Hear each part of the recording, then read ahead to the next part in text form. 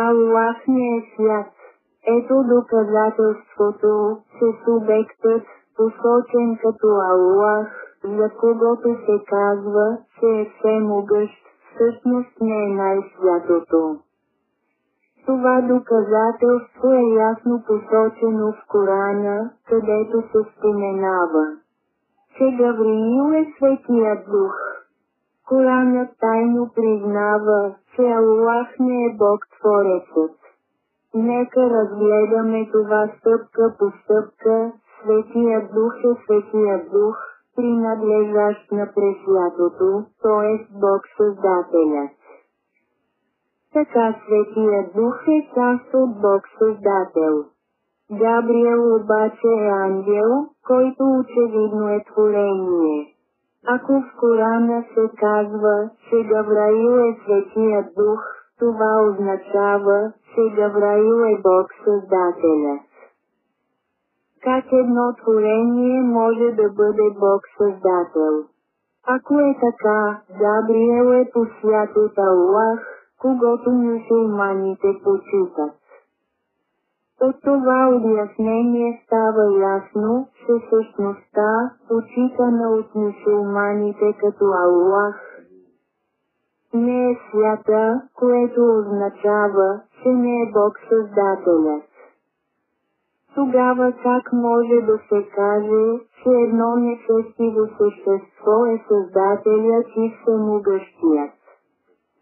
Друго доказателство, че същността, почитана от мюсюлманите, не е Бог-създателят, може да се намери в сура Ан-Намл 91. Наистина, на мен, Мохамед, ми беше заповядано да се покланям на господаря на този град, Мека, който го е направил свещен и на когото принадлежи всичко. И ми е заповядано да бъде сред онези, които се подчиняват на Аллах. В този стих е много ясно, че този, на когото Мохамед се е покланял, е Богът на този град, Мека, който не е нищо друго освен Създателят според версията на Мохамед. Което със сигурност не е истинският Бог Създателят. И тъй като той е ограничен до това да бъде Бог на Мека, неговата териториална власт със сигурност е ограничена до Мека. От този стих е очевидно, че субектът, командващ Мохамед, заема по-висока позиция от Бога на Мека. Мохамед смята Бога на Мека за Създател, както се вижда в част от стиха, и на когото принадлежи всичко. И тъй като има повиша сила над него, позицията на Бога на Мека може да се каже, че е просто локален Бог, ограничен до земната повърхност.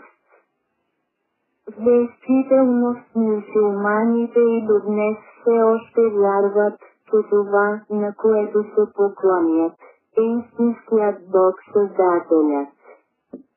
Ако мюсюлманите все още вярват, че се поклонят на истинския Бог Създател, тогава косвено те признават концепцията за Троицата, тъй като Всемогъщият Създател може да се прояви като себе си, като Светия Дух и дори като формата на човек, роден от Светия Дух, а именно Исус Христос.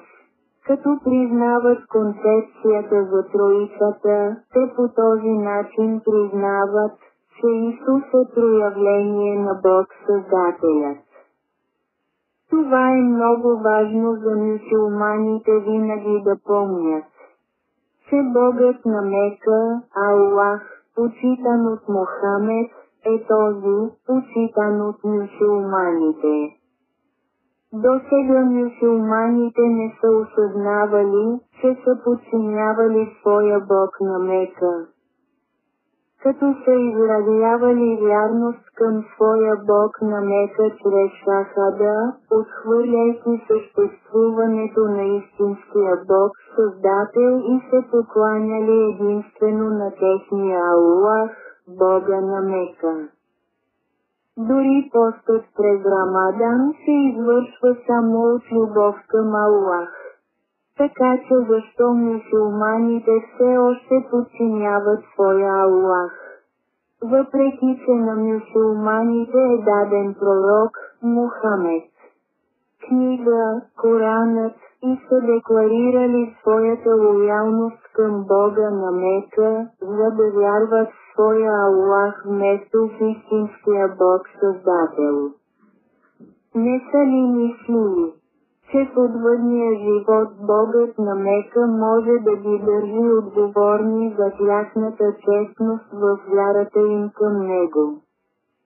Може би Богът на Мека може да дойде през нощта, докато спят, за да постави под въпрос тяхната лоялност, тъй като някои мюсюлмани може тайно да вярват в истинския Бог Създателят в сърцата си.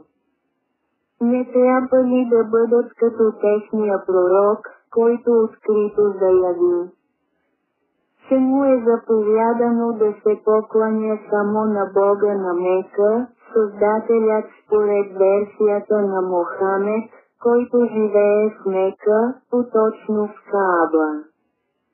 Вярата е човешко право, което не може да бъде оспорвано от никого.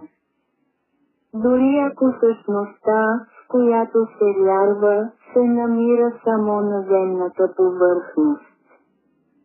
Ако Богът на мюсюлманите живее в Кааба, тогава там съществува ли и рай, пълен с 72 девици? Само мюсюлманите знаят. Може ли Богът на Мека, който живее на земната повърхност, да защити и спаси душите на своите последователи в отвъдния живот? Доколкото знаем, единственият, който може да спаси човешките души в отвъдното, е истинският Бог Създател, защото всички сме Негови творения и със сигурност ще се върнем при Него. Едно важно нещо, което мюсюлманите трябва да запомнят, е, че този, на когото Мухамед се е покланял, Богът на Мека, Аллах, несъмнено е един, и мюсюлманите са изразили своята вярност към своя Бог на Мека, Аллах. Като отхвърлят истинския Бог Създател и вярват единствено в Аллах, Създателят според версията на Мохамед, който живее в Кааба. По този начин се надяваме, че мюсюлманите вече няма да подчиняват своя Аллах.